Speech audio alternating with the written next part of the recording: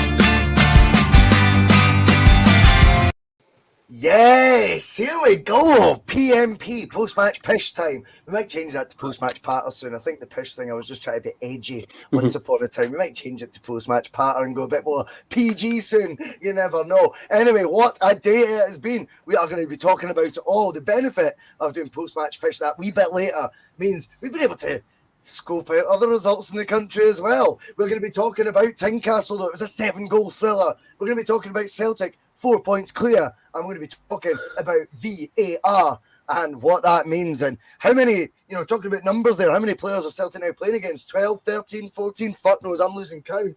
But one thing is for sure, we're at the top of the league looking down on the Rangers with a gap extended. What an afternoon's football it's been, though. Absolutely wild. And you know what? As much as, we can bitch and moan about certain aspects, and we will be doing that today, don't get me wrong, I do have to say I love the chaos of Scottish football, and I don't mean that chaos. Chaos is Scottish football. It's bonkers. It is one hell of a product that we've got. I don't like all aspects of it, but it's keeping us on our toes. Tonight, I am joined by the face of P.M.P, Terry Robb, in a different setting than usual. Terry, how the fuck are you, mate? You good? Good, I'm round at Frank's, Boysy. Around. Oh, your brother's brilliant. Big shout out to him as well. That'll be a wise one. Nice one, mate. Those optics are looking very good. My favourite word, Mark Kearney. How are you? I'm doing very well, mate. Yourself? Brilliant, mate. I was working. I know. Well, you're trying to talk. I'm trying to talk to customers when I'm doing it, mate. I work from home. I'm like, 2 seconds, pal. We've just put you on hold. I'm like, what's happening now? I couldn't. It was weird. And also, we are joined by Connor Carr, who wasn't well this morning. Suddenly perked up, feeling a bit better, son. Funny that. Hi. That's so worth me right up. Good to have you on, mate. How are you? I'm good. I was feeling a bit under the weather, obviously, as you said, but I feel like fuck how I'm feeling.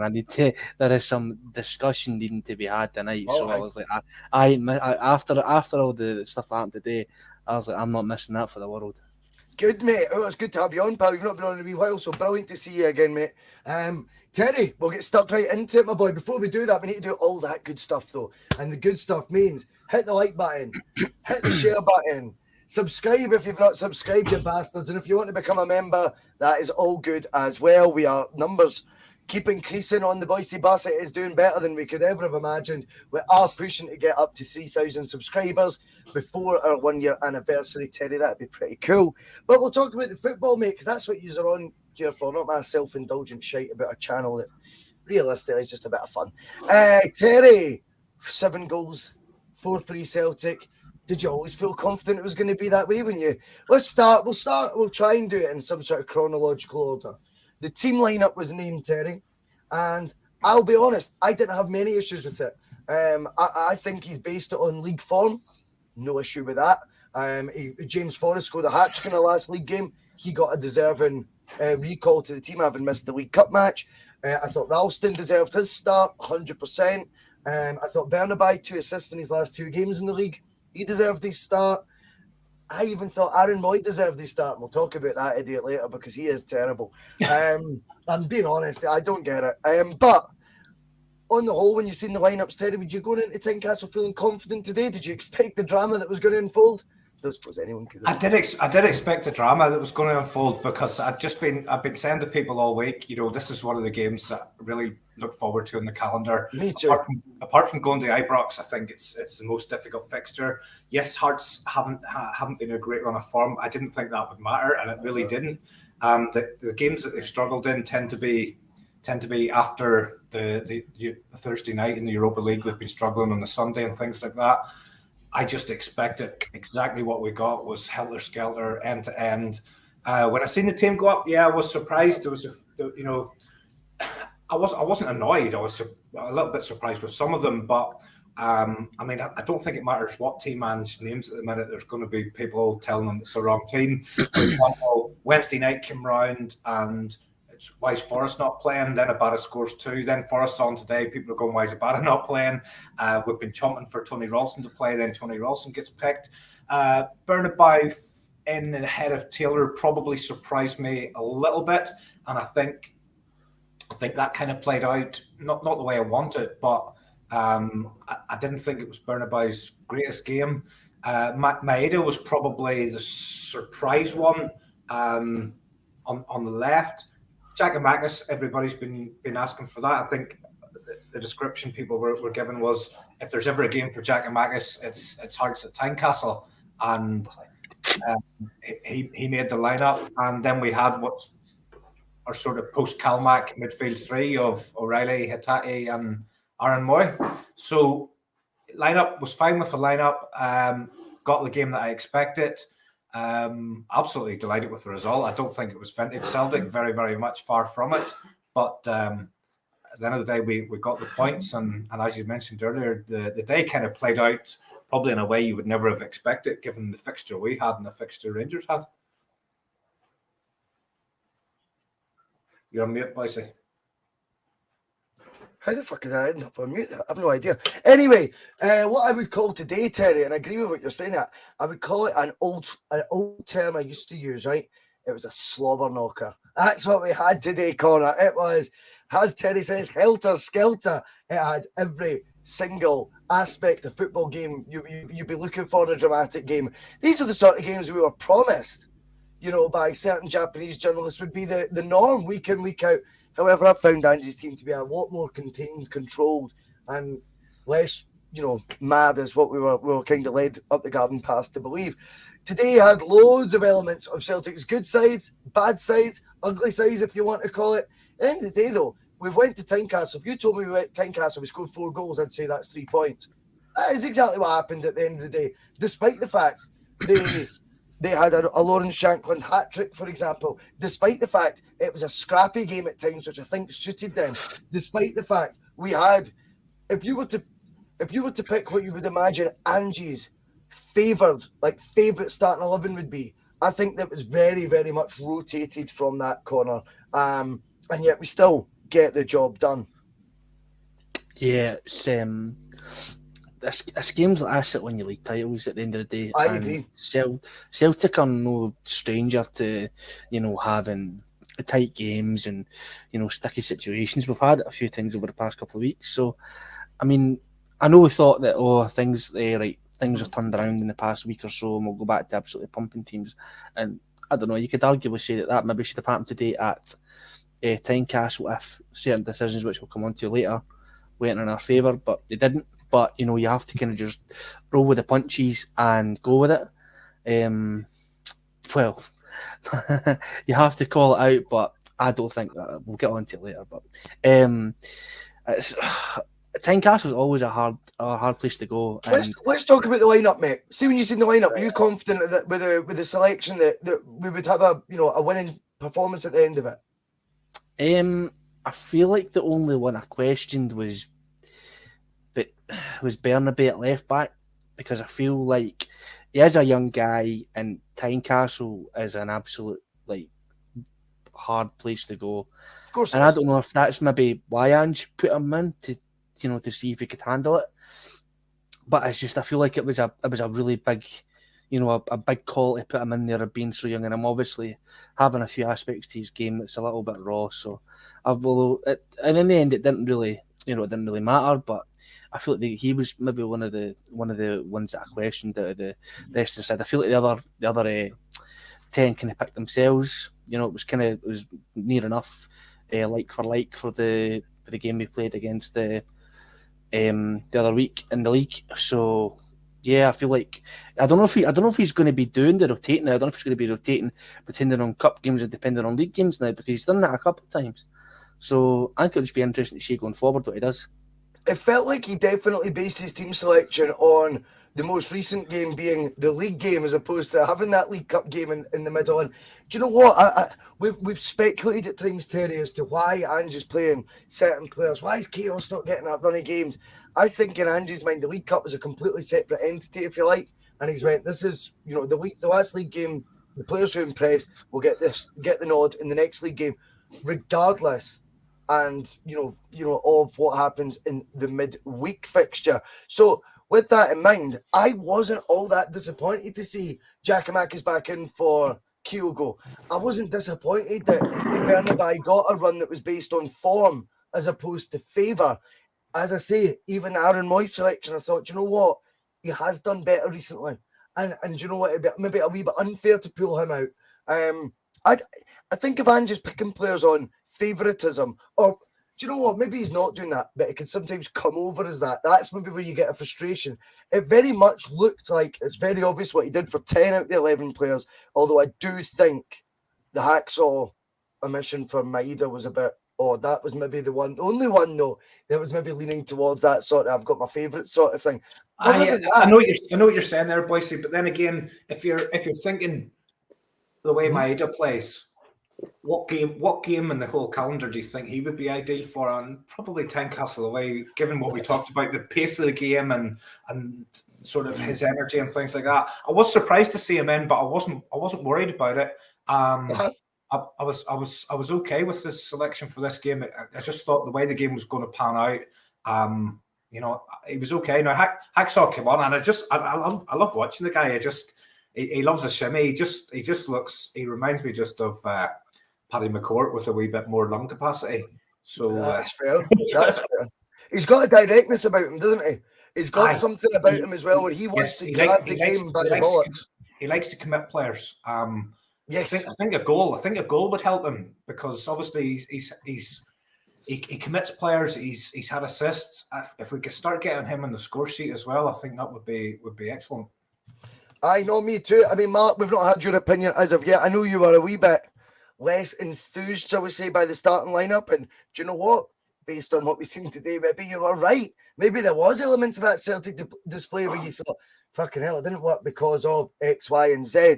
At the end of the day, though, this team is getting the job done. 4-3. If you told me before the game we'd score 4 goals at Tynecastle, I'm telling you it's 3 points. First of all, I apologise for what happened there. My cable for my iPad, I lost it. I totally agree with you. 4 goals at Tynecastle, you assume that's a win straight away, and a comfortable one at that. But the way I look at it as well, I mean, team selection aside, to lose 3 goals at Tynecastle and still win the match, that's great going for Celtic. And true. I think there was a lot of adversity the day for Celtic, and we'll get into the reasons why. But to go ahead and then behind, and then get pegged back on dubious circumstances, let's be honest, and then still find it within ourselves to go up the park and win the match. And Taylor coming on, You're right, he's in the right place at the right time, but his tenacity once again showed why the guy is just the right decision. He be playing the left back. Ange made a good decision there. I think 3 points, 4 goals at Tynecastle is superb. When it went to 2-1 after 52 minutes, whatever it was, I'm going to be honest with you, boys. I didn't think we were going to come back and win that match. I really just goes to show you this team keeps surprising you. That'll come as no surprise to No. you. It's an easy way not to get. It's an easy way not to get too excited in life. See, if you kind of look at the kind of shady part of it, you never get too disappointed, mate. You know what I mean? And I honestly think that the positives. And somebody's drying their hair in the background there. I don't know. I muted Terry there. I don't know what the fuck that was. No, I didn't think it was Connor, to be honest with you. No, but I think the positives outweigh the negatives, mate. And I totally agree with you. You're right, boys. I did say that the team selection was a bit dubious, but once again, I love getting proved wrong when I doubt players like such as Maeda and Flores. But it's based on experience. It's not based on just fucking personal, Mark. That's what people need to remember. People need to remember that we don't know these people inside out. So if we don't think they're very, or if we don't think someone's in form, it's not because Mark Kearney's going, really didn't like that prick. We don't know them. It's based on what Mark's opinion or my opinion has been of what we've seen over the most recent 90 minutes or sometimes a run of games. But do you know what? James A. Forrest kept that going, didn't he? And I agree with you, by the way. Like, we were debating in the group chat today, and I love the healthy debate. And it was like, this was a guy who was finished, boys, not so long ago. He pops up with a goal. I don't think he did much else, to be fair to him. But again, it was a game that we won by a 1-goal margin. Whether it's the first goal, the last goal, Mark, it doesn't matter. It's still a key contribution for the wee man. Every goal's important, mate, and I think the opening goal was just as important as the winning goal, as you say. They all add up to make the end result, and I think the timing of all your goals was superb. I think if you get 5-10 minutes at 2-1 Hearts, a wee bit longer, they start playing the tactics we all know they can do, boys. Say they can lay down, and do you know? I must admit, Hearts were rushing the ball when it was 2-2. Hearts were rushing the ball out themselves. They were not doing the usual stuff we see in Scotland, so that played into your hands a wee bit, and we upped our game at certain parts of the match, and Forrest was part of that. And even some of the players who we've all touched on who didn't play very well today, I don't think we had a standout player at all. I watched the game there, mate, and I still couldn't find a standout. There was fleeting moments for Hatate, but it was also silly passes, bad movement, get in the wrong positions by every player. And games like this, if you can come and lose 3 goals at Tynecastle, not play your best football and win the match, it's just job done. You get a J. Colin up the road. Couldn't agree more with that. That has been very, very well sort of described. But, it's not just that, Connor. When you go behind, how are Celtic going to react? And you've got some people like Mark, and he's perfectly entitled to go, I didn't see us coming back at that stage. But Celtic did come back. They came roaring back. They've got guys with character. They've got a guy who's playing up front. I can't even believe there's a debate right now about when Giakoumakis shouldn't play. See, for me, if the issue with Giakoumakis is Kyogo, fucking find a way to play them both. Because you can't keep leaving a guy out with his goal ratio, Connor. And it's now important goals as well. How many times has it been an important goal that he scores? This is one where you've got, as I say, I'm not re-quoting you in a bad way, Mark. You've got fans feeling like, fuck, are we going to come back into this? Well, who steps up at that moment and scores a very rare goal from a corner with an inch-perfect header that shows power? It shows something completely different for the rest of the team bring as well. I think he's completely cut for a different cloth, this guy. He's up for this title battle as he always is. He's up for being Celtic's main man. What's he got to do to start? I don't know. Let's say, for example, for based on league form that Andy's picking his league team for, what's he got to do to get that 8-9 game run that he would definitely give Kyogo? Oh, I mean, I don't think there's much more he can do.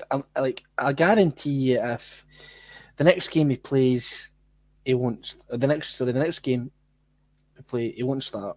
Okay, he won't start. We know that for a fact.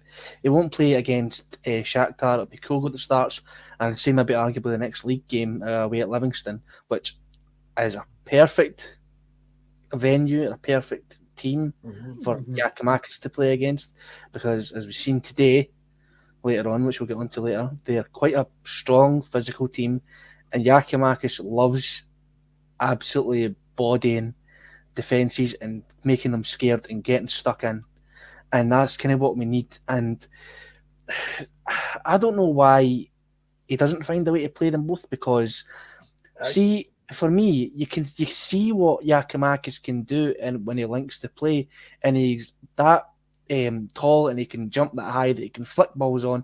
And I tell you right now that Kyogo would be in behind there, coming on the ball that he flicks on, and he could be through on goal. Totally. It could be an absolutely deadly duo going ahead. But I don't know if maybe the manager is just a little bit too stubborn in his ways to do that.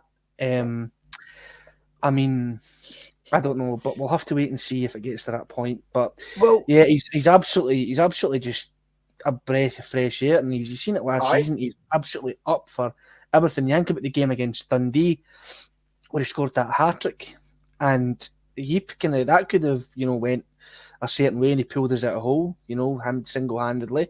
The games he's played against Rangers, Kyogo's not really played that much against Rangers. He came off injured. He played the first game, and then he was injured for the second game. And then this season, he came off injured in the first 5 minutes. And they hate playing against Giakoumakis. We beat them when Giakoumakis plays, though. Bullies we beat them. It's 2 starts, 2 wins. All he needs is a goal against them. Well, but he doesn't know. See, as long as we're beating them, it means he's done his job, right? And I'm telling you, 2 starts, 2 wins against them, and another game he may as well have started, because he came on with 85 minutes to go. You know what I mean? And funnily enough, we win that one as well. But Terry, we've spoke loads about Giakoumakis. The one thing I did find interesting when we look at the Kyogo scenario, see when you're in a situation where you're in a dogfight, right, against Hearts at this point. I think the game is suiting them a wee bit more than us, if I'm honest. When you're making that triple swap in your Ange, how is Kyogo not one of those? Because in my opinion, again, I'm not the manager. I'm not as good as Ange as a manager. Let's be abundantly clear. I'm not even good at all at manager. But let's be honest here. If you're doing a triple swap to try and salvage a victory when the game's sort of nip and tuck at this point, it could go either way. I don't understand how one of your elite players doesn't become one of those subs. I was surprised at that. I've got to be honest. I think today was a bit of a watershed moment, though, because that was probably the first time when both players were fit, neither needed a rest, and he's opted for Giakoumakis. And yeah, I absolutely expected Kyogo to be probably the first substitute to come on, but he kept his faith with Gigi. I'll be honest, I don't think Giakoumakis was brilliant today. He popped up with the goal at the time we needed it. No one was brilliant today, Terry. No. You're absolutely right. You would really struggle to pick somebody that had a good game. Even you're looking at your sort of mainstay, Carter Vickers. Nobody was brilliant, which makes the result probably all that more important, because we didn't play well and we still ground out the result. Just thing is, Lupe's saying that, and Lupe's a great contributor on the channel. Don't understand the argument what he's got to do to start when he started the last 2 league games. I think he started 3 games this season, maybe 4 now. It's fucking nearly November, Lupe. That's what the debate. That's why we engage in this debate, because it's quite obvious. I think Celtic's played. How many games will you have played this season? Over 20. He started a 5th of them. I think it's well worth the debate, if I'm honest with you, pal. So, just quickly on that one. I'm getting lively already, Terry. That's me. We're going to talk, obviously, about the fact Greg Taylor then comes on, Mark, and I know you were keen for Taylor to have started the game.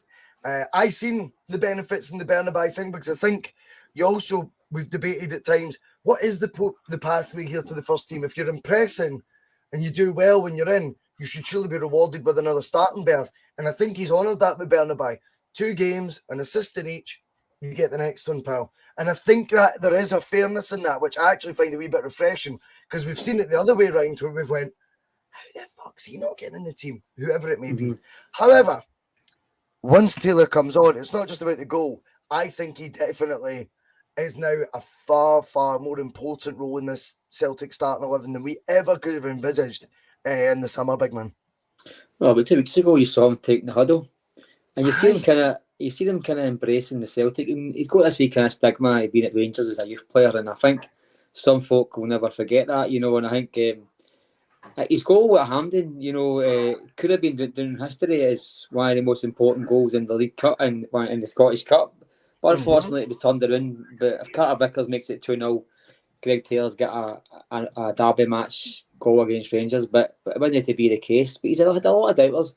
He's always going to be that boy for Kilmarnock in some people's eyes, boy, saying. That's fair. I think slowly but surely he's turned into a key player. In fact, see now looking at the lineup now, I'm going, is Taylor in?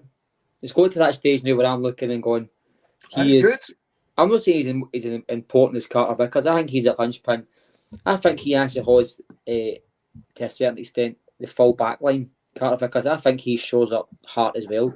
I think Hart feels more secure on the ball. He's more secure coming to collect crosses, you name it. And the same with the full back four, he's imposing. So, but I think Greg Taylor's a big part of that. And almost, I've said it before about Kieran Tierney. I never ever thought Celtic needed a defender of his quality. We needed somebody that's that can go forward, do the overlap, and we've struggled in the left hand side to find somebody like Tierney. I'm not suggesting that's who he's going to emulate, but one thing's for sure, he's capable of getting the crosses in now. He's going beyond players, and under Lennon, I always felt like he's growing, eh? He's growing just in stature. Some people just get the ball and automatically they turn away from the man and they'll play the ball backwards. And he was doing that for a long time at Celtic. See now, he's looking for the forward pass. And it's dog at Celtic. I think almost every position is up for grabs. And the players' minds anyway. But I think what Taylor's showed to me personally, boys, is when it comes to key players of that squad, for me, he is absolutely one of the players that I would depend on come any given Saturday. I like it now. Connor, we are going to come to you next because we're going to move on. Obviously, the game 4-3, which normally would be dedicating the hour-long show to Celtic at Tynecastle, scoring 4 goals, talking about all the nuances of Celtic's side, the strengths, the weaknesses. We've done a wee bit of that, but there was a real leading cast role that was for VAR today. We forecasted it, not just on the bus, I'm sure on various other channels, radio stations, whatever you like. We forecasted this was going to be a circus. Connor, it lived up to every single one of us fears today. For me, there was delays and decisions that were made. I know a lot of people are watching. There's 220 live right now. Massive thanks. Please do like, share, subscribe, all that good stuff, because it is going to help. We might even have the busiest bus of all time. You never know. But Connor, this is the juicy bit of the conversation, which I think a lot of people are tuning in for with popcorn in their hands, because VAR today, honestly, was the man of the match. It grabs the headlines.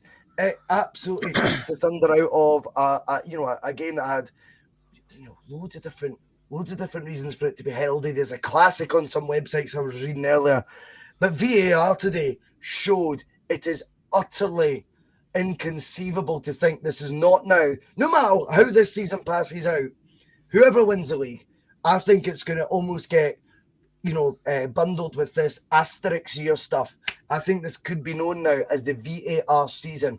I'm not exaggerating. See, when I see stuff like I've seen today, there is no consistency already. I also think it's fucking mental in Scotland and I think this heralds back, by the way, to Ali McCoy's doing this. Remember, he wanted to know the 3 names on the panel, whatever that fucking panel was, and you should never have been allowed or able to say that. And now it's like they've appeased that now, learn from our mistakes. So they now tell you who's running VAR, but that works both ways. As soon as we hear Stephen McLean, we're like, cheating bastard. Do you know what I mean? We all think that straight away. So we're instantly biased by it. VAR, to me, shouldn't have names. We shouldn't know who it is, because it's undoubtedly going to weigh in our sort of thought process as to how decisions are being made. But today, how were the decisions getting made? I think the Hearts penalty, the first one, Cameron Carter-Vickers, I actually thought, and I agree with what Mark's saying, by the way, on the whole, it was the worst I've ever seen Cameron Carter-Vickers today, Mark, to be honest. First half in particular. I agree. He did sort of come back, but it was a poor first half. But anyway, he's given away a foul corner, right? Undeniably, it takes VR half an hour to work it out. Do you know what I mean? Celtic have a stonewall handball. Minutes later, it is stonewall. Let's not fuck about here. This is what VAR we thought was being brought in to remedy, not even get really a look in. 15 seconds, boom, carry on, play on. Now, how is that ever going to build trust in this? I'll tell you my honest opinion, and I hate saying this, I hate going down this road. Today, I felt that was cheating, and I hate being that guy, but I felt there is no way they've given that the time, the consideration, and the fairness to came up with that conclusion. That's no way a handball, no way a penalty. It doesn't add up, Connor. That to me looked like cheating. Oh, it doesn't look like cheating. It is cheating, plain and simple. It is. It was the only word I can use to describe it was disgusting. It was disgusting for the officials and for the referee and for the fucking diddies in the VAR office, whatever the hell, the headquarters.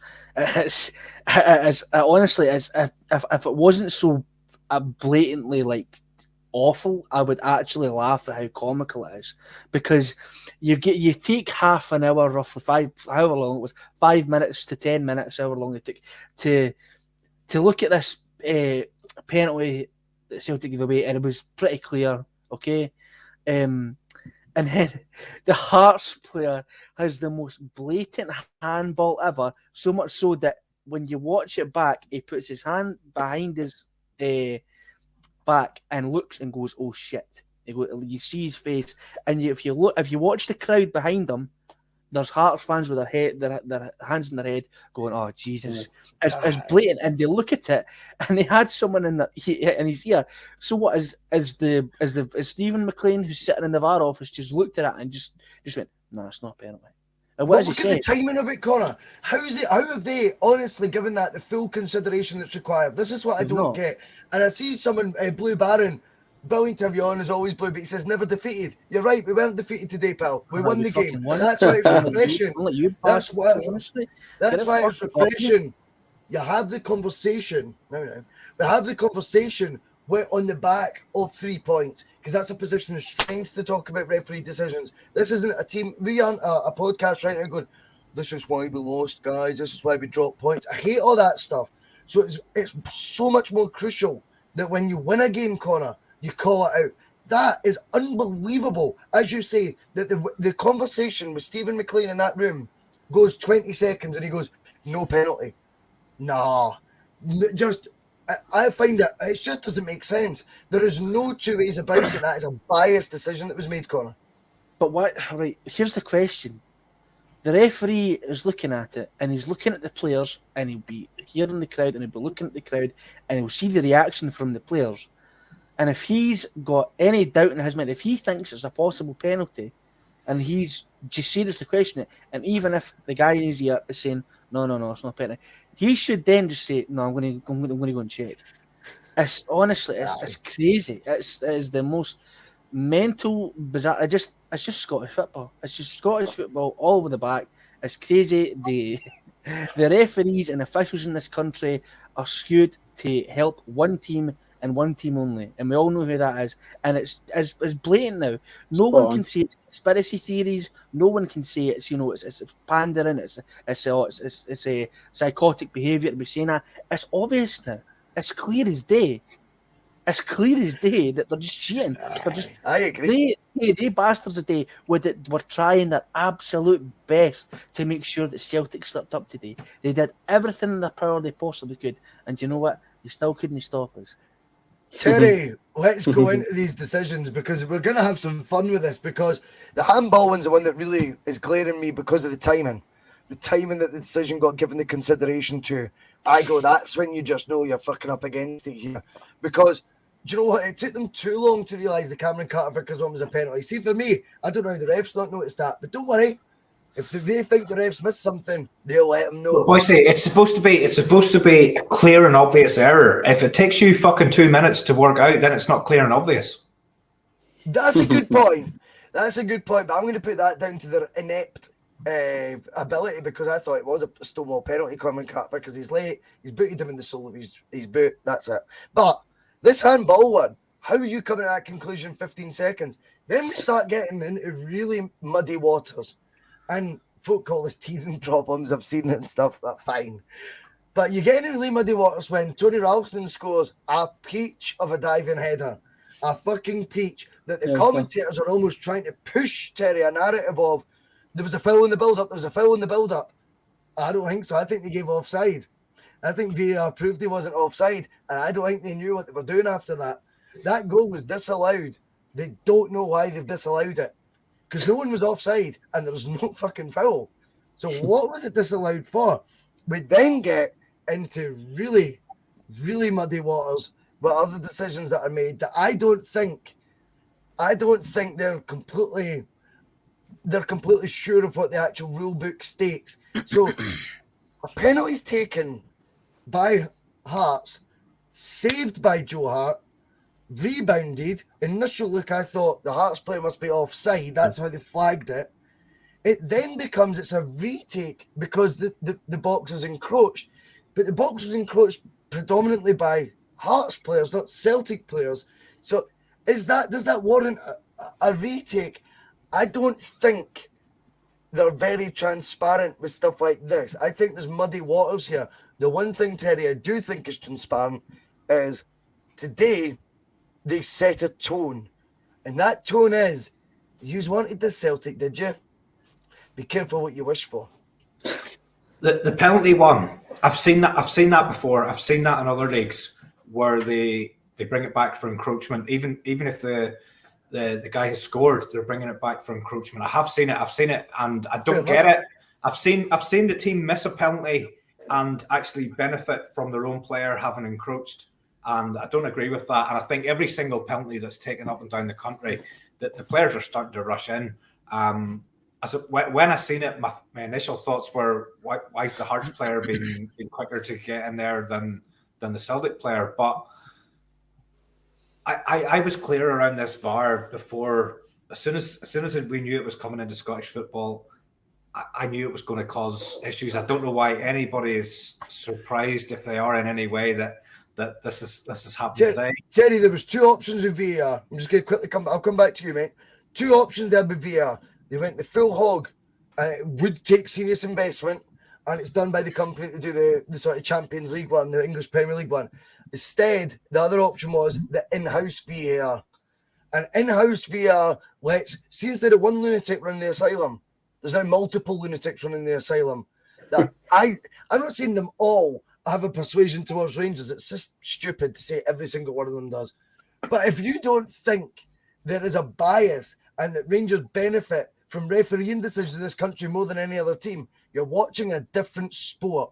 Stop kidding yourself on. We all know that's the truth. And we knew if VAR comes in as this diet version, which is basically what it is now, and it's this diet VAR in the first place for, so they didn't get to make the decisions.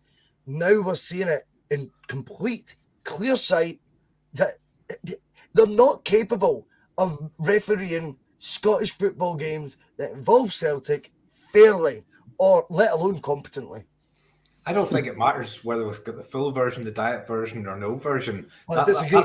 That's a independent people. You don't need a different camera to look at that penalty and know that it's a penalty kick. It doesn't matter. You only need one angle to look at that, and it's a Stonewall penalty. But why wasn't it given then? Why wasn't it given then? Because Stephen McLean was on. Right, that's what I'm saying. That's why you need that. But that's where you're saying we shouldn't know who's on VAR. I can make sense of that now because I know Stephen McLean was on VAR. I can make sense of why it wasn't given. The only reason it wasn't given is because he was on VAR and he didn't want to be a penalty to Celtic. I think it's going to become a lot more difficult for Celtic because, and I don't like going down this route. I really don't like this narrative. And to be honest, our manager has been very, very upfront about not going down this route. But even he today was questioning refereeing decisions, and that's a big change.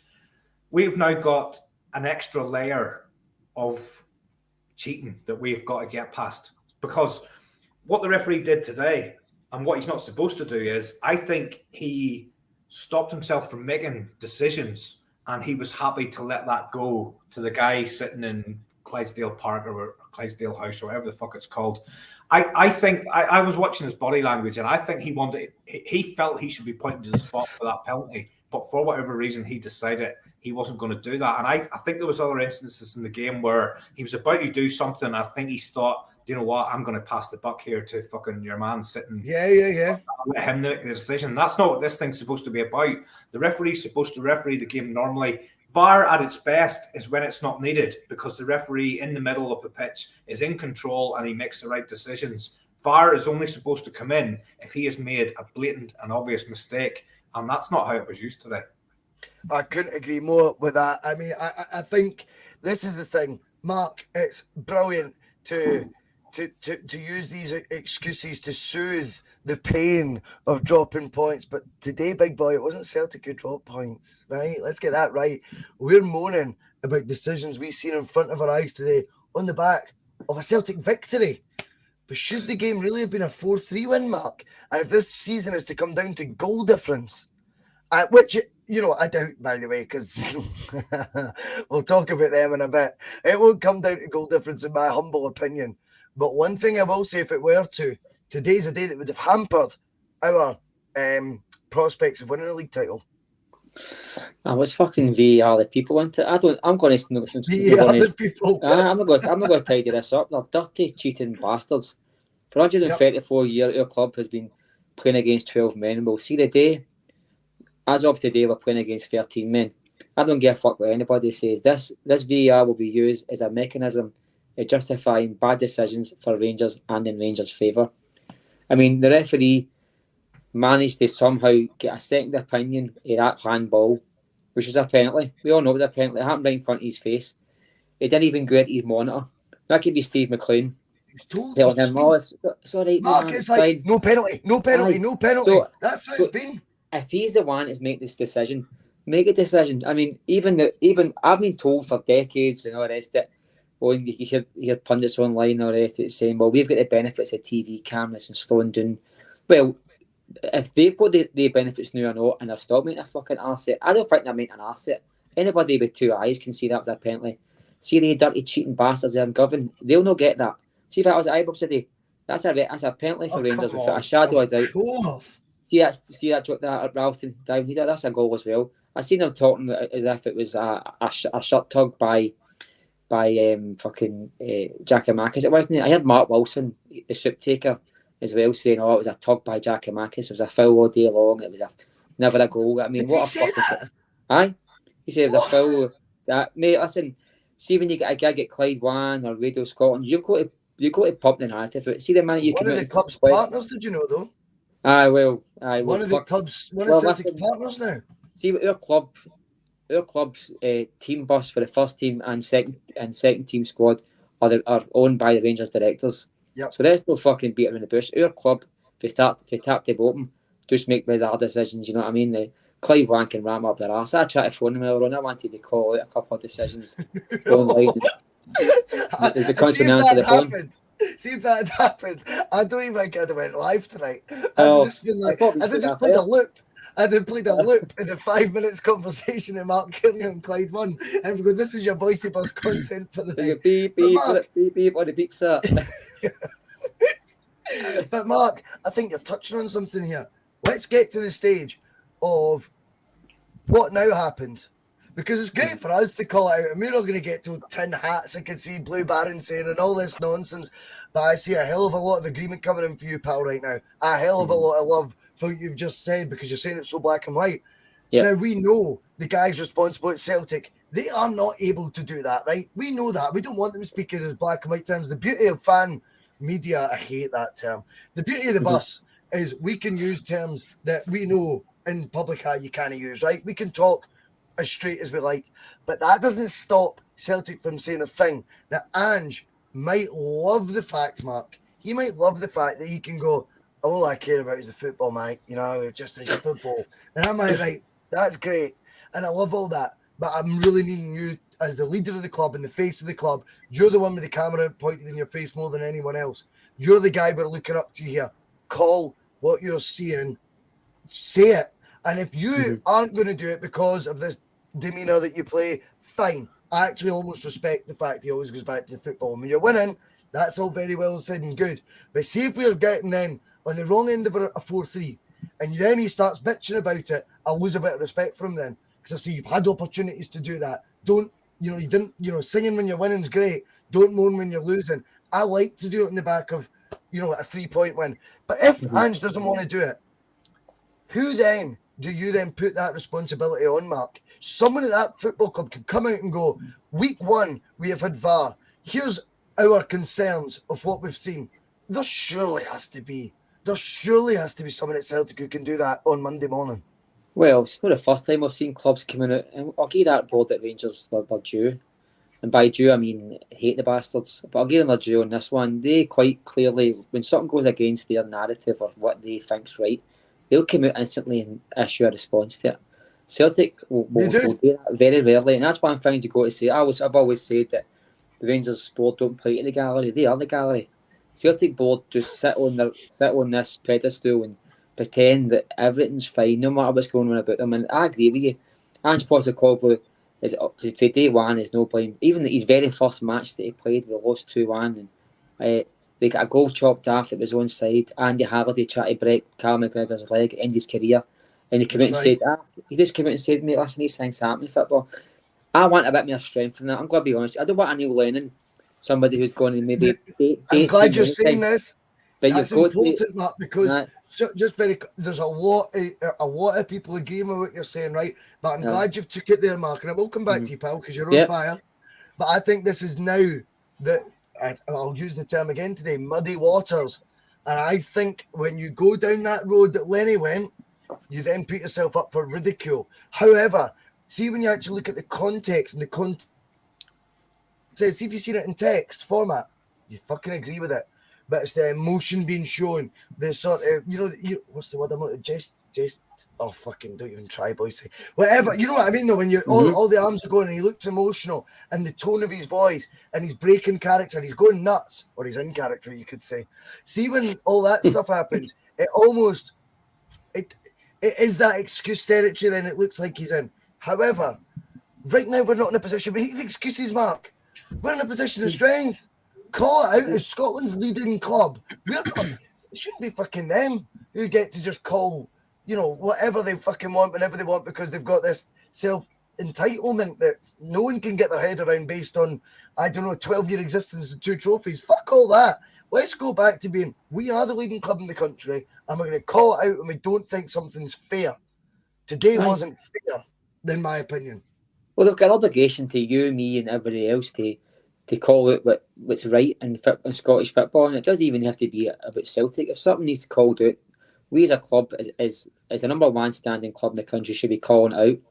Whether that's referee decisions or whether that's decisions made by the SPFL board or SFA, we should stand up and speak our minds. I think we're kind of scared here. I think it was in an AGM that one of the Celtic chairmen mentioned the referees very, very, it was very loosely mentioned that the referees are a bit of concern, and it's been flung in our faces ever since. I think Rangers have come out and demonised Willie Collum, and the reward was not getting Willie Collum for about 10 months. I'm not suggesting Celtic go down that line. I'm really no.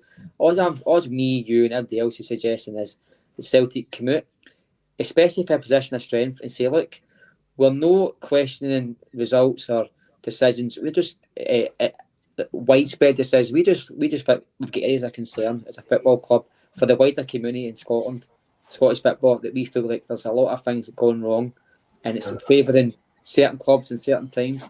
If you mention tinfoil hats, what I want. I mean, I'm sitting next to the sun. Terry's sitting underneath a massive guitar, and I think Connor's sitting in a birdcage. But we're all fucking stupid. We can all see it. You know what I mean? We're all football-minded people. You know what I mean? See if that was Hearts v. I think Terry is in a birdcage tonight, by the way. No, and he's under the guitar. No, I think if that was Hearts v. Kilmarnock and that the exact calls went against Kilmarnock, I'd be saying the exact same thing, by the way. And if it went against Rangers, I'd be saying, ha, but that was wrong. Guys, did any of you see the decision at Ibrox? Aye. The red card. Well, Martin the red card. No, come on. Martindale did. He said it was a straight red card. He said, I was surprised when the yellow went, but the right decision. I've been surprised at that. Are we? See, man, We're surprised that that's the I guy. don't know. Maybe. Big tab. I'm from a different era where you're allowed to make a tackle, but I seen that as nothing more than a trip. I never seen it, buddy.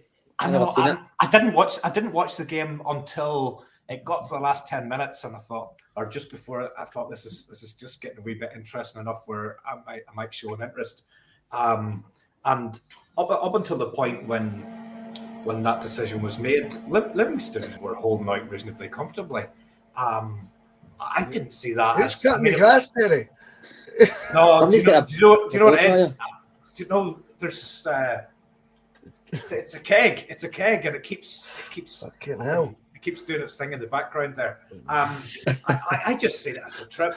And that's the damn cartwheels. I get when you get a red card for a straight leg tackle and stuff like that. But honest to God, I don't know. There was 5 major VAR decisions across those 2 games, and all 5 of them did not go in Celtic's favour. If you know where I'm coming from. When do they ever, Terry? I don't think. And by the way, England used 33 cameras. We've decided to use 6, and England's made an arse of it. So I think it only takes 1 camera, boys. So this is the thing that. Let's get one thing right. VAR isn't the problem. It's the people using the technology wrongly. Of course it is.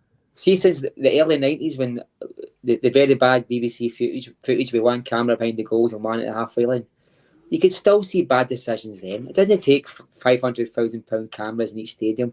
If you see an offside, it's obvious, fair dues, you can see that with a blind eye. See if it's quite tight, refer to the camera, give the referee the chance to go and view it, run it the monitor, it takes 30 seconds. If it's no, get an eye watch. They don't need to sit there like that. They can just see. I'm sure that a wee line can be put on the so that like an old tennis game on the old Tetris.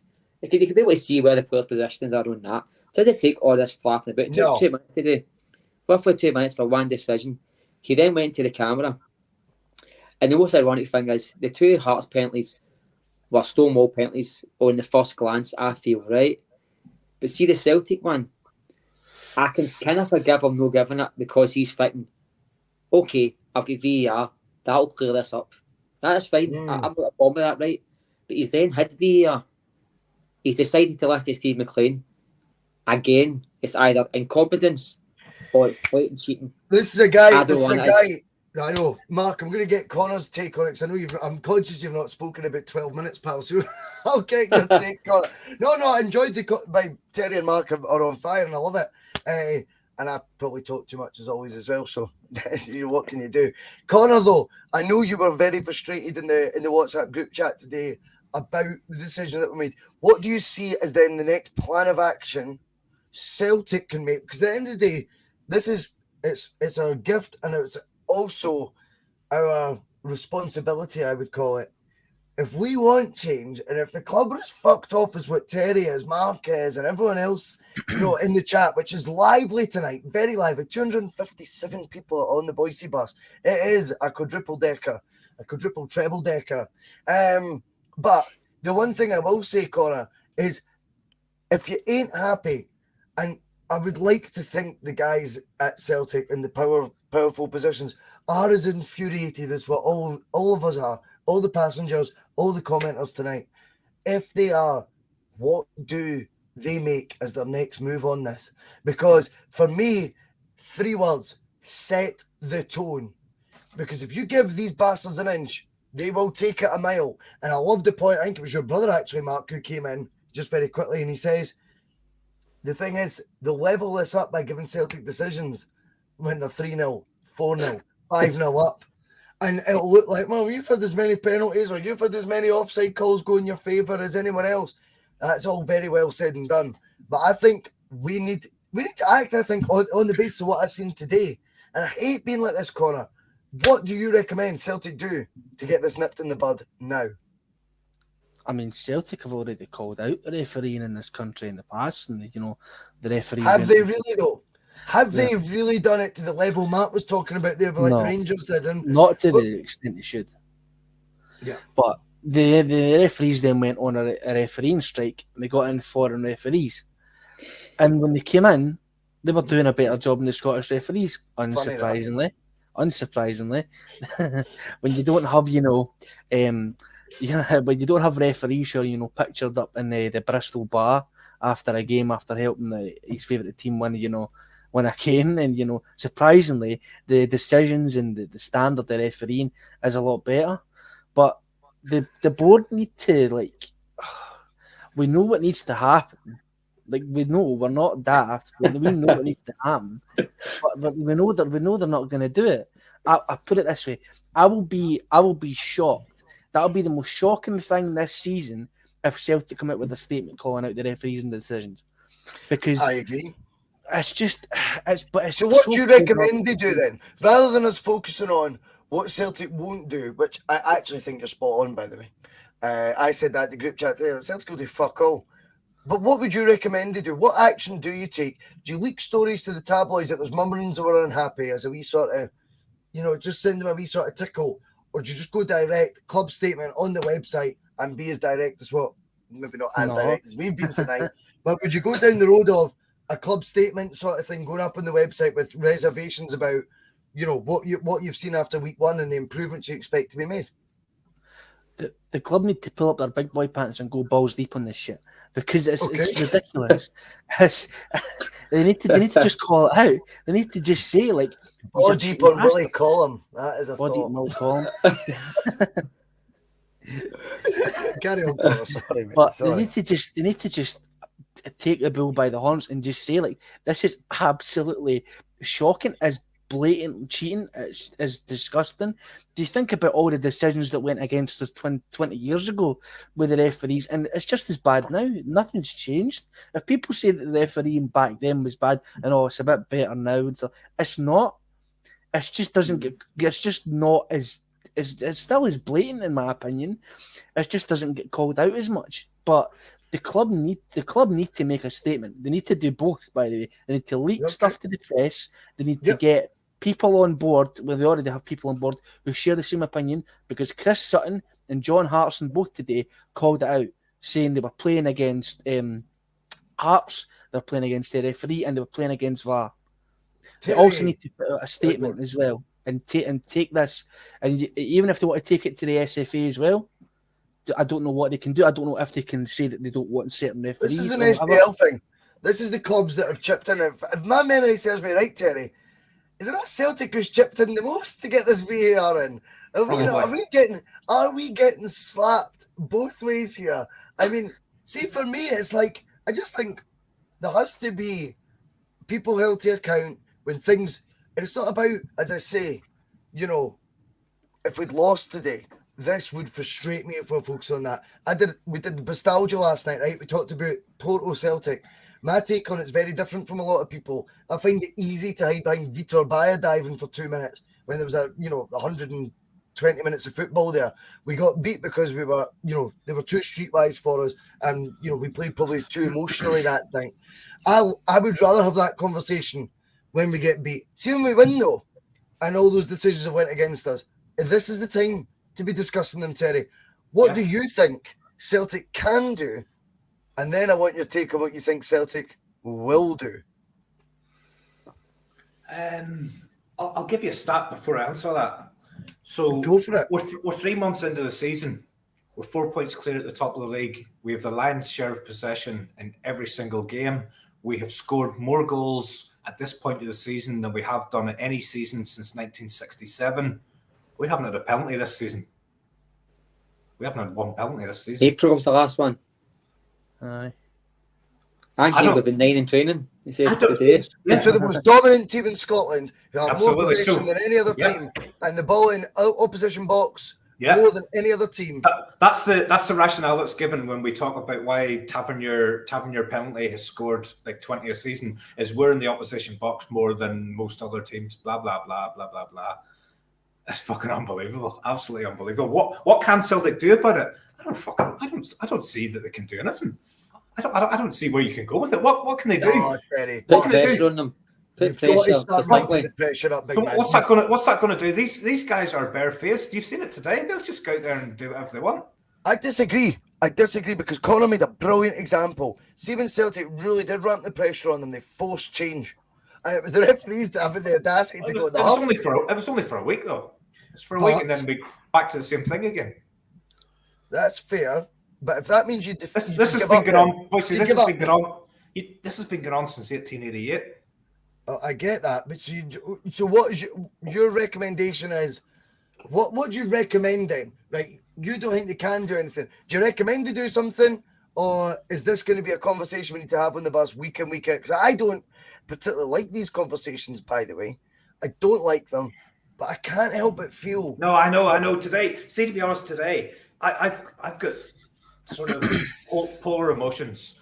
I'm absolutely delighted that we won that match. It's probably one of my favourite results of all time, just because of the way today went with VAR, the blatant cheating, the fact that we didn't play well, and the fact that we ended up gaining 2 points from a weekend where you were probably thinking, I'd love to come out of this level of sort of where we were before we went in. But the other part of me is angry because I've just watched these guys blatantly try to cheat us across 2 games, and it has been going on since 1888. I think I don't want to see the manager coming out. I don't really want to see the manager coming out because I think I like his approach. We just get on with it, blah blah. I think it has to go higher than the manager. I think it has to be the chief executive. But what's it actually going to achieve? What are they actually going to do? I know you say there was we applied pressure and the referees decided they weren't going to referee for a week, but after that week we just went back to normal again. That's fair, Terry, but I don't think in the modern day, when you've got guys you expect to spend like Mark does, I don't know how much it is for your season ticket, Mark, that you spend, right? But if you're expected to do that means you're buying into a product you watch, and it's called a fair sport, right? It is a fair sport that you're paying your money for. You're not paying for WWE. You're not paying for a scripted product. You're paying for sport. Sport has to be called down the middle. Sport is fair. Sport is unpredictable, not predictable. Sport is something that we love because it can take your emotions left, right, and centre based on the action on the pitch. I love all these bits, but I'm not going to sit now and watch games like I did today when Celtic won't score 4 goals, by the way, every time to manage to beat the decisions today. They won't always get 4 goals. They're going to have to, at times, have their games called fairly. Today wasn't that, and I hate being like, I know people could call you a moonhowler for all this bullshit. I hate being like this. Today, I could not believe my eyes at some of these decisions. And if that is them setting the tone, it's time Celtic set a tone of their own. I totally agree, mate. I think to sit and do nothing is definitely not the answer. I don't care whether it's a wee soft statement to one of their pals in the press. I don't care if it's a leaked aggression towards how bad the referees are in this country. They can't sit and do nothing. There's no point all the Celtic fans in the stands. Listen, see the day it happens without cameras. Terry's right, they've been cheating us since day one. They've been cheating us before we even opened the fucking doors, you know what I mean? They didn't want us there, and they still don't want us there. But the fact that the referees can blatantly do that when there's 2 cameras watching it, this is the days where we're now at a stage now where we're able to say, look, human error has been minimalised to the degree where there's 2 fully qualified referees able to look at a TV monitor. And if they still can't get it right, it's either incompetence or bias. Either way, the Celtic Football Club has got to say something about it. To sit there and just do nothing because us as Celtic fans are just going to accept it because it's happened for 134 years isn't the fucking answer. 134 years is too much. We've had enough of it. We get these decisions week in, week out. I mean, last week. I want to stay on point with the VAR thing because. Sorry, I'm just saying, but it's true. But it's true though, because even the day, mate, with the VAR, right? Mm-hmm. The decisions today happen without VAR, but see now we've got VAR. This is the time where Celtic can say, look, with all the tools that you've asked us to pay for, and you're still getting it wrong. What's happened to you? So this is the thing. VAR, I want to be used. If VAR was actually used today, Mark, that handball is the one that he keeps screaming out at me because, and I know what Connor's saying about his actions after, right? He hides his arm behind his back, Mark. He does all that, but it's not even just that. It's I just want frame it, freeze it, look where his arm is from his body, look where the ball is when it's made contact. Why in 15 seconds are you trying to kid us on you've done any of this? Within 15, 20, let's say 25 seconds to be generous. Decision made, no penalty. After 3-4 minutes before that, deliberating for 2-3 minutes, which I, at the end of the day, think they got right. That's a different debate. I think they got that penalty decision right for Hearts. They took their 2-3 minutes. How can you tell me when it's this blatant? How can they make that decision in 25 seconds? How? It does. This is not VAR you're watching then. You're watching two guys chatting, just saying, no, you're not. This isn't nothing to do with VAR. They're not using the technology, Mark. They're not actually using the VAR technology. So it's not actually that's even in practice here because it was too quick to be made, that decision. So they couldn't didn't even get the third voice. I mean, the Steve McLean must have said to him, stop, I'm going to check this for you. He and the two of them haven't even came a decision where go and you're the man in the middle, run out the TV camera and look at the VAR monitor. It took all of 45 seconds to run to the halfway line. But the decision was taken in 15 seconds that it wasn't worthy of a penalty. But it spent 4 minutes deliberating. And you're right, the call was correct. So that's VAR being used properly. They've used VAR properly. They should have got a decision in the first place because it was a penalty for Hearts no matter what. But they've took the time, fair enough. They've got the penalty. That's fine. In my eyes, and we're accepting it. This is the thing. Right. But why not do it for Celtic? Why not give Celtic 50 seconds of your time? Run out of that one. In fact, see if Celtic, they say one thing. It should be that all penalty decisions are looked at by the on-field referee through the VAR monitors. I thought that was part of the course, Mark. I thought that was part of the course. I genuinely thought that big decisions like that were made by the referee, not for the referee. That's with my understanding it. But today's just proved me it's either teething problems, which I don't believe it is, or it's just a case that he's come on. There's no teething problems, and they've not really spent any time on it. Mate, it's a fucking joke. That's a 1 day course. I mean, that is a 1 day course. I mean, the very first decision was he blew the whistle. It didn't let Ralston score the goal. VAR says you let him score the goal, and then you check the camera. He blew the whistle, right. So he's made two mistakes there. The first mistake was blowing the whistle, and the second mistake was no go to the camera and check to see what the infringement was. Because if he's that shite scared, criticising himself or critiquing himself, he's went, nah, I'm not against Celtic. I turn and leave the fucking Tynecastle. We are some goal by the best player in the world, Anthony Ralston. Oh, he is the best player in the world. He's still standing, mate. Ballon d'Or. And there was a reason why he was played, because Hearts' best player undeniably is Barry Mackay very quickly, and there's a reason why Ralston was chose to deal with him.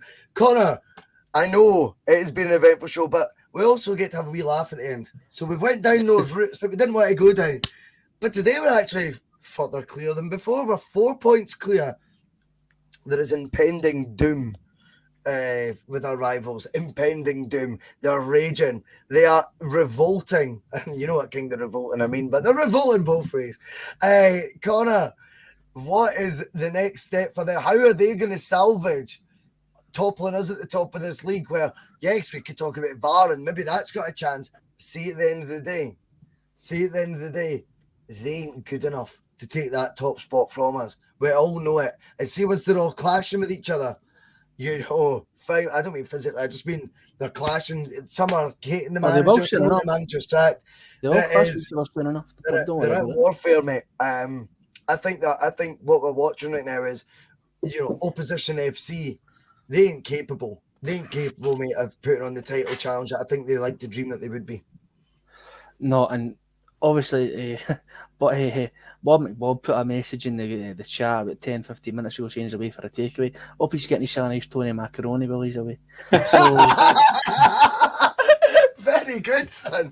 It's just I watched that game the day at Ibrox, and obviously my prediction was well off. But to be fair, I feel like every time I put in the predictor for Rangers to get a decent win, they end up dropping points. So I might as well just put them to win 10-0 every week in the predictor, and it might work out for us. But I watched that game and Rangers were shitting themselves. Livingston had an opportunity to go 2-0 up at Ibrox, and it's honestly, it's funny as anything, because they are getting found out for the absolute losers that they are. And that's what they are. And that's what they've always been.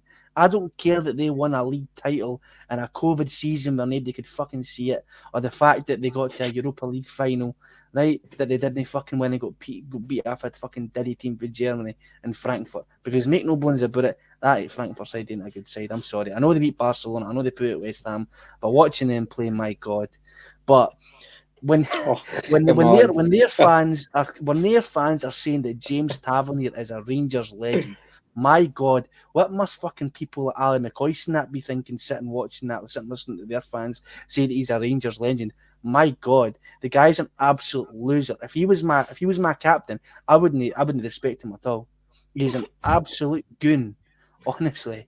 But it's honestly, it's kind of just the way the cookie crumbles. Do you think they will change manager? I've got a feeling Connor they will. No, I'll tell you why. They can't afford to pay him off. Oh. No, I'm sorry. They can't afford to pay him off. What's only like a 5-year deal or something like that? Nah, they'll find the money. They'll find the money. They'll get the money, boys. You see if they'll sell fucking. I mean, they sold Jimmy Bell to the Devil to get to the final. They'll sell somebody else's. So they'll find the money. I'm not going to doubt my mind. Fucking if it's £5 million, Terry, you said earlier you see Stevie Gerrard back at Rangers. I know it's a bit of banter. Do you think that's a realistic prospect that could be the guy being in the opposition dugout by the end of this season? I think Van Bronckhorst's gone. I agree. If I look at Gerrard, what's his next move? He ain't getting anywhere near a top job in England. If he gets the opportunity to go back, I think he'll go back. You've seen what they're like before when they're gullible as fuck too. When the likes of Alan McGregor, Stephen Davis walked away and left them for fuck all. They took them back with open arms. They take Stevie G. They take Stevie G. Take Stevie G back tomorrow because they've got this thing in their head. This is the manager that brought us the title. They'll have to go and get their cardboard cutouts at their bins. but I think there is room for what Terry's saying to become a reality. I'm going to agree. I am convinced that Van Bronckhorst is already. See, one thing about them, and I don't want this to sound too dark, but I think they need.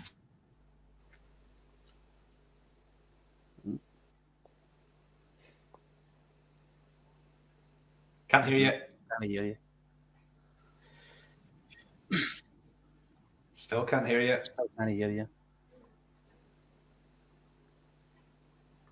Anyway.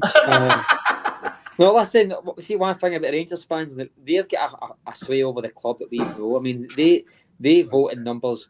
Even, see, Ibrox as a place is very vocal. See that main stand for a manager who's not performing well. It's a very difficult place to stand in front of them.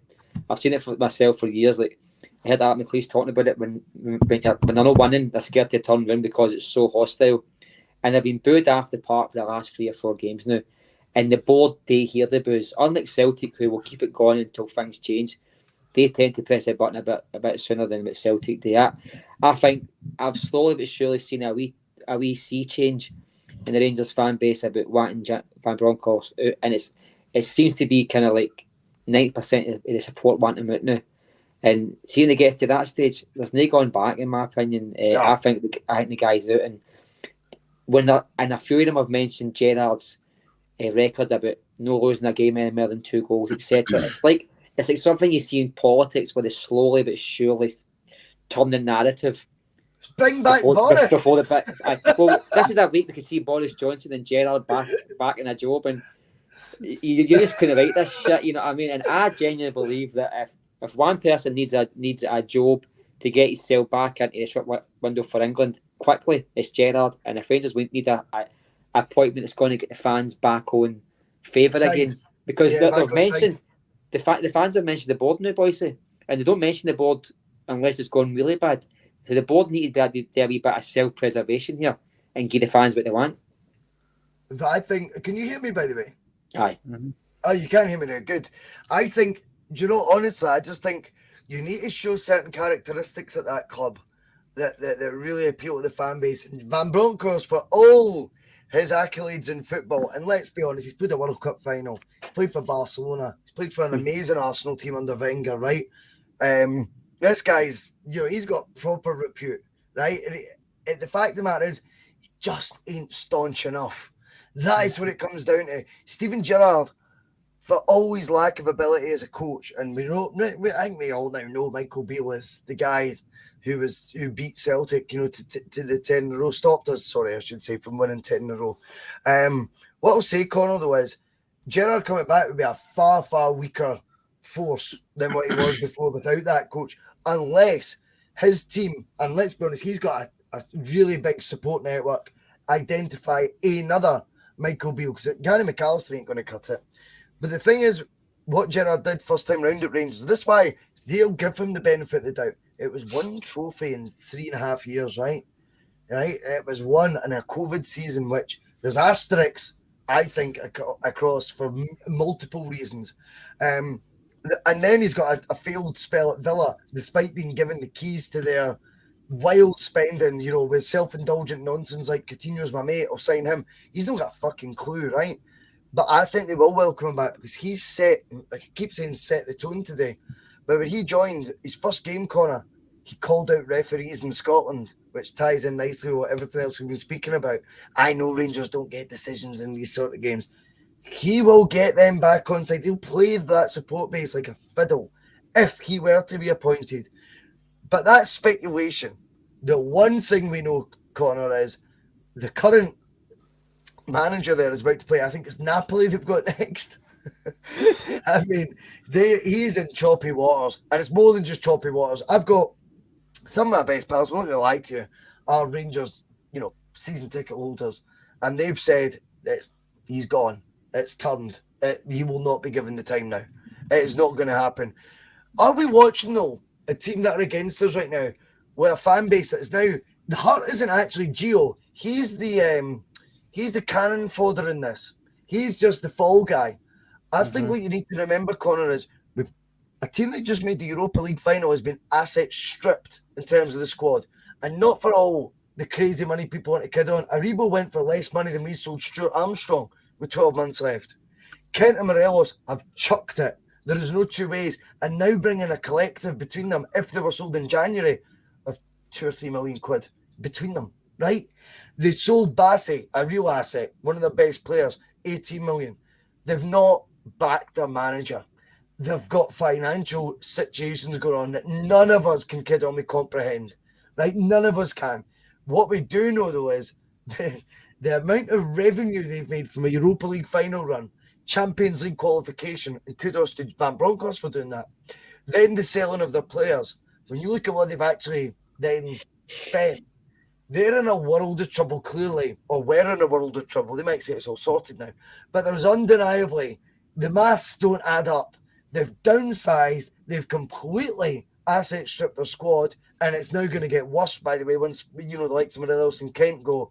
And they've tried to buy in cheap, free transfers like Tom Lawrence, 1.8 million sounds like Kolach, who've both maybe done okay so far, but you know yourself, guys, when you're losing your best players and you're trying to replace them at that sort of budget, the game's a bogey.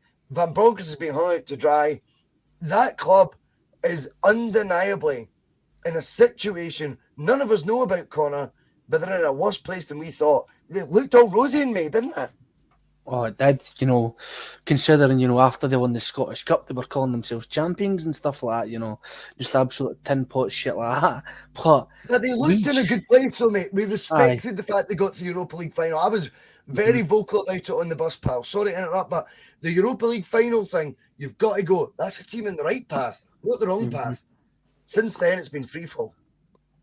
Yeah, I mean, Gio's hanging on by a ball here, man, for his position. But it's like, it almost defies belief, because I genuinely thought that after they got to that Europa League final and then they won the Scottish Cup, and they made a couple of signs in the summer transfer window, but obviously they sold a lot of their assets. I thought, right, they're going to reinvest that tenfold, and then they're going to get the Champions League money in that. I thought that they were going to just absolutely go balls to the wall with the spending to try and combat us, but the questions are being asked now, and that's a good place for Celtic to be because of all the infighting and the shenanigans going on over in Govan. And we have to try and capitalise on it now, in my opinion. And I mean, we are, but I mean, really stick it to them and really just take the bull by the horns and really just stick it to them and get it so they can just sink lower and lower and lower. Because I guarantee you that I think if we win the treble this year, I think we're only then. I think it's 1 or 2 behind them on their entire trophy haul. And then if we win the league this season, only got 2. 2. No, they've only got 2. Sorry. Right. Fucking hell. I'm gonna lose Celtic points for that one. But no, and then if we win the league this year, we're on I think 53. So we're only 2 league titles away from matching the 55. That'll be the next obsession. In the next few years, we're overtaking them easy. In the next 10 years, I reckon we'll be on about 60 league titles probably, and they'll have maybe won a couple of things here, and maybe one league, maybe a cup, maybe a league cup. But they're just sinking further and further into this pit of despair.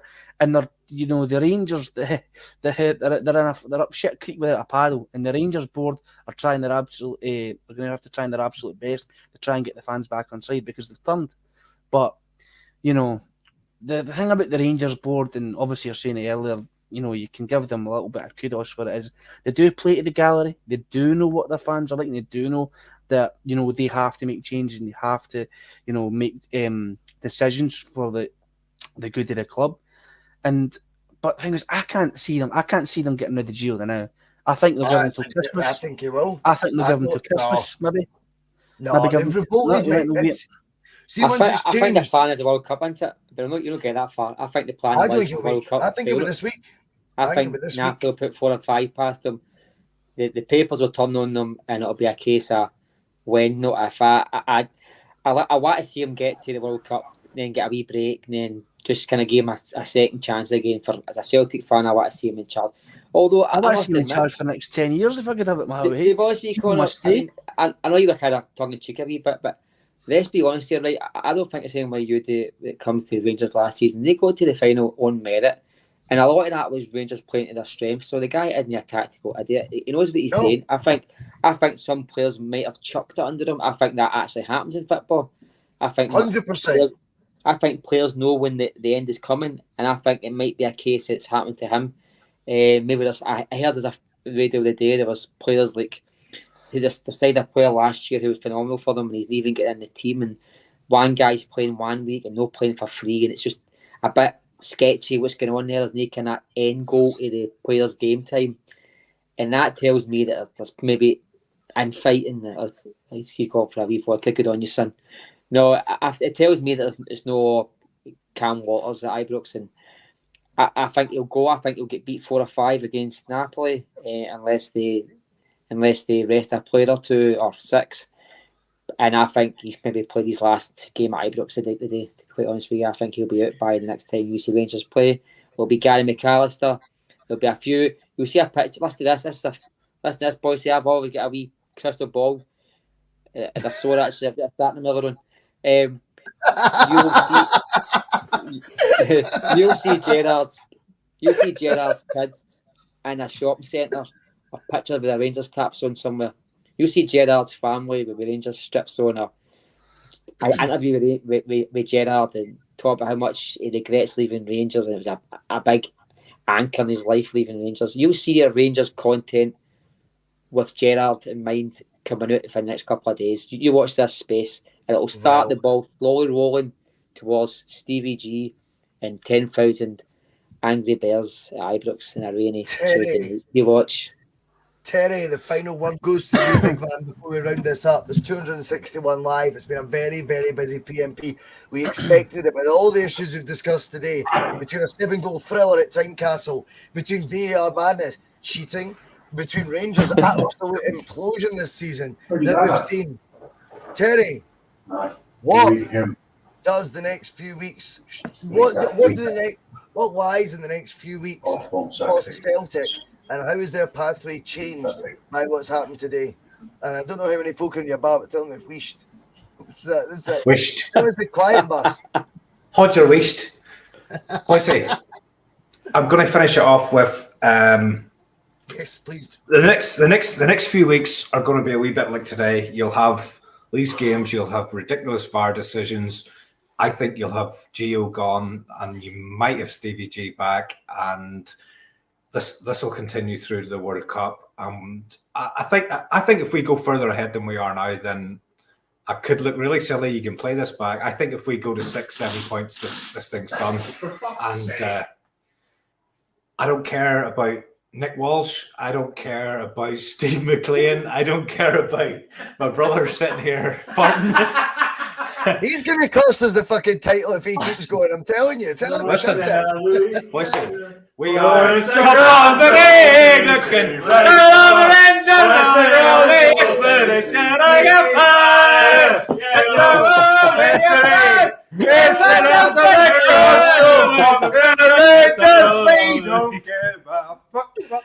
I'll see you later.